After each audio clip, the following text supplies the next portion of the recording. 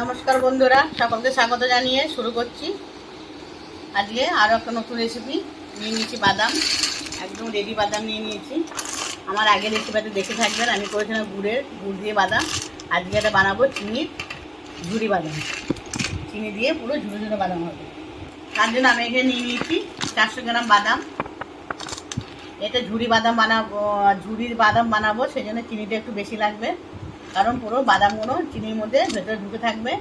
রেসিপিটা দেখতে থাকুন আমি কীভাবে বানাচ্ছি। আমি চিনিটা আগে মেপে নিই।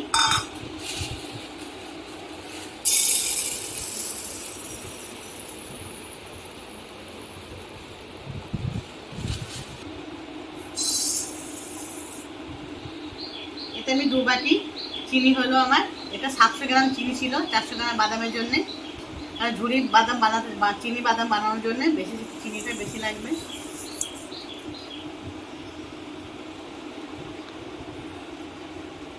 দিয়ে দিচ্ছি জল।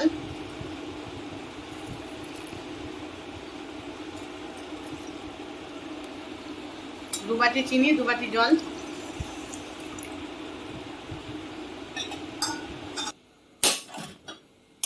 আমি গ্যাসটা জ্বেলে দিলাম।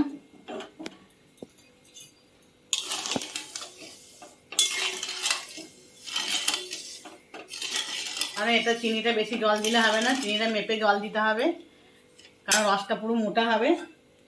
মোটা হয়ে গেলেই চিনিটা দিয়ে দেখুন কীভাবে করি আমি। রেসিপিটা প্রথম থেকে শেষ পর্যন্ত দেখায় অনুরোধ থাকলো আমাদের কাছে।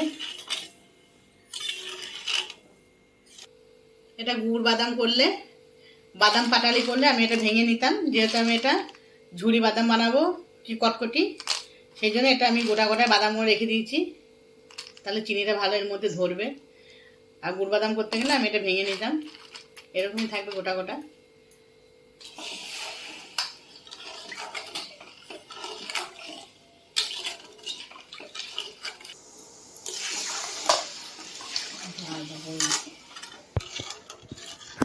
চিনিটা আস্তে আস্তে অনেক গলে গেছে। এটা চিনি বাদাম ঝুরি বা কটকটি, বাদাম কটকটি যেটা বলবে সেটা হবে, দুটোই বলা যায়।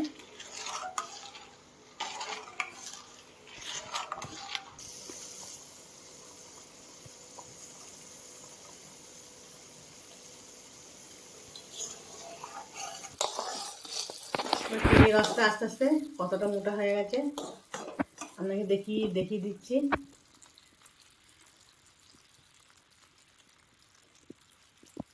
দেখুন শুধু শুধু হচ্ছে, আমরা দেখিয়ে দিচ্ছি। এই যে চারচেটে হয়ে গেছে, এই যে হাতের সঙ্গে এক হাতে লেগে যাচ্ছে। এবার আমি চিনি বাদামগুলো দিয়ে দেবো।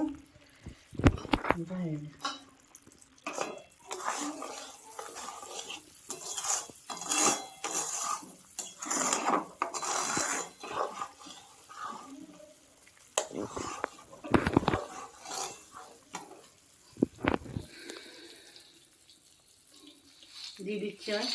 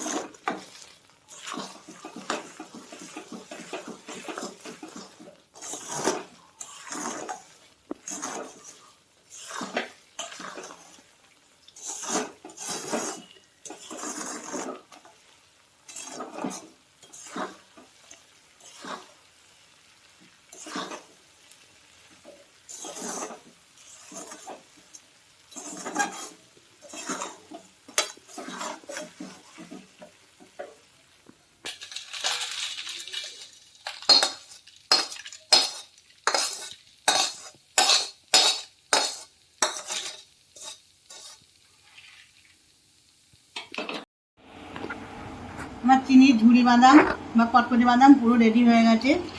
এই দেখুন দেখাচ্ছি কেমন ক্ষমা ক্ষমা করছে, বুঝছেন? পুরো আবার সে ট্রেনে যেমন বিক্রি হয় সেরকম পুরো হয়েছে একদম একটা একটা। এই রেসিপিটা কারণ যদি ভালো লেগে থাকে এইভাবে বানিয়ে খেয়ে আমাকে বলবেন। লাইক কমেন্ট শেয়ার করতে অবশ্যই ভুলবেন না। চ্যানেলটিকে সাবস্ক্রাইব করার অনুরোধ রইল। দারুণ টেস্টি হয়েছে চিনি বাদামটা খেতে, ঝুড়ো বাদাম। এভাবে বানিয়ে খেয়ে দেখবেন।